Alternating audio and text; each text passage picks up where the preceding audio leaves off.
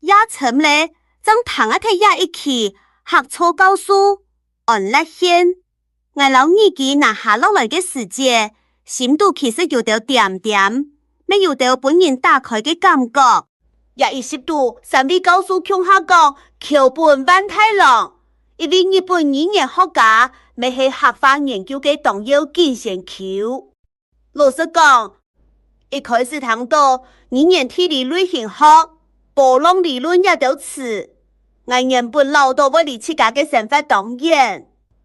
唔過聽下睇三位教授嘅對談以後，我真知道現代學法唔係全全複下斯坦人講嘅話，咪係一條做得本世界看見嘅知識套路。我最有感嘅位所係橋本萬太郎唔係老學法當做一隻西地方嘅語言，而係老學法變啲歐亞大陸漢語方言北方老南方獨到嘅歷史嚟向下看。對我也種客家後生人來講也當要緊，因為我哋接上老道客法，唔過係自家嘅母語，係福卡、總頭、斯坦人、老非異度嘅東西。唔過橋本嘅研究提醒我，客法其實咪做得係理解漢語演變、族群系統、老文化獨到嘅一把鎖匙。尤其佢提出客法度古詞促上上詩上跳兩分，也嘅特徵。本來當震撼，像馬買糧也類似。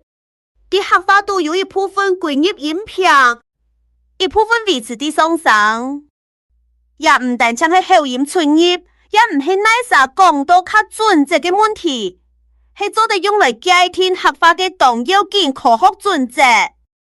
聽到也位，我忽然知道，平常我都講到當自然嘅上跳。年代抗戰暗沉嘅歷史，韓國波浪理論咪真有意思。以前我老到語言嘅變化，像一條樹，對一隻根分出一道基。唔過橋本提醒我到，語言咪做得像水泡，一層一層向外扯出去。客法有條特徵，可能係唔係孤立形成嘅，係早期中原方言嘅波浪向外扯了以後流到來嘅音呢？也個想法本來重新看待，客家兩隻詩，佢唔係固定啲某一隻位所，係啲系統得到了保存之間，慢慢地形成嘅。作為一個客家後生人，我也想到自家老客法嘅相關。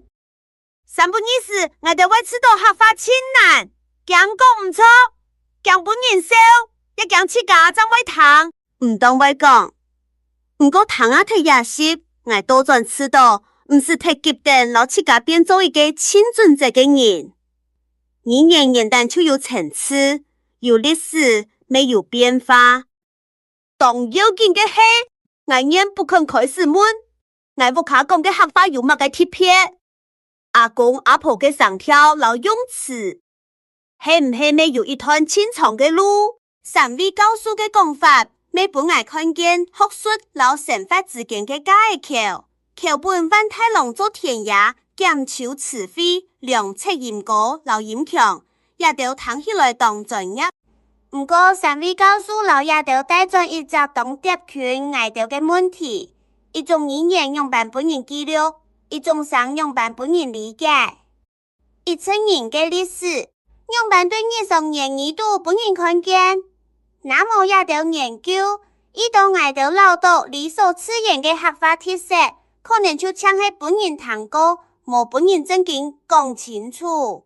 所以我嘅書神係客法唔係少，也唔係 Q， 客法做得當成，做得連到歷史、地理、民族獨到，未做得連到世界語言學嘅討論。身為後生人，我哋某一天，大家人都要變做語言學家。唔過，我哋做得先對歡喜談、歡喜問、歡喜老母卡嘅話，記下落來開始。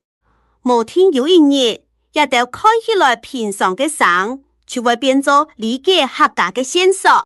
聽下睇橋本萬太郎嘅故事，我知道清通人嘅，唔係佢來自日本，也唔係佢用嚟佢厲害嘅理論，係佢本來看見客法得本人好好對待。